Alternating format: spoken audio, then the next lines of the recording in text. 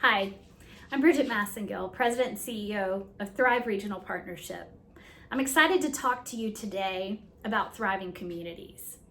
I hope by now each of you have heard about this program that we've been enacting and enabling across our entire tri-state region. Back in 2015, it started through a conversation that I had over coffee with one of our most pivotal partners, Kathleen Nolte at the Lyndhurst Foundation. She and I met to talk about some commonalities that we both were struggling with. From a Thrive perspective, we were looking at a rapidly growing region that was going to experience almost a doubling of its population over the next 40 years, and an infrastructure system that was barely able to handle the existing traffic that was traveling along and all of the issues that would come with rapid accelerated growth across the tri-state region. And we knew, as was started with Thrive, that our job was to proactively engage the people of this region in creating an action plan that would make the most of our economic opportunities while preserving what we love about our home communities. So Kathleen and I sat down. How can we do that? How can we help preserve the identity of these places that we call home? Kathleen was working at the Lyndhurst Foundation, and I'm going to let her tell a little bit about her story.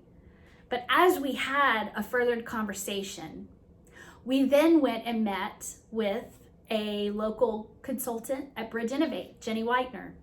She introduced Kathleen and I to the design thinking methodology that has been truly the secret sauce that's driving these communities forward in such an amazing way. For the last 4 years now, we have worked with 16 communities. We've helped them address their challenge. How might they leverage their arts and culture assets to create community vibrancy and to help be a driver for the economic growth of their community based on what makes them unique. We have worked with these communities, and it started out truly as a pilot. This was an idea. Is this going to work?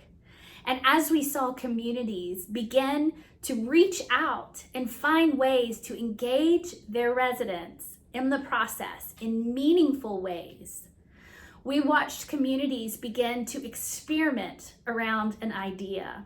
So instead of just going out, going for a grant, getting a project, having that project come into your town, and then nobody wants to utilize it, or no one knows why it's there. There's no recognition behind why that project's there and it's not utilized. Instead, we work to help the citizens of that community come up with the idea or come up with ways to tweak it or make it better and stronger. That citizen engagement has been what began Thrive. It's that part that made it very unique by using human-centric approaches through our design thinking training that we received and passed along to these communities. And now we're going to go back and we're going to check on them. We're going to do a catch-up. We're going to see how they're doing. I don't know if you're like me, but I have been dying to know how some of our towns have been doing. What's happened since they went through this incredibly vibrant program? We're all dealing with the consequences of a global pandemic that has affected every one of us.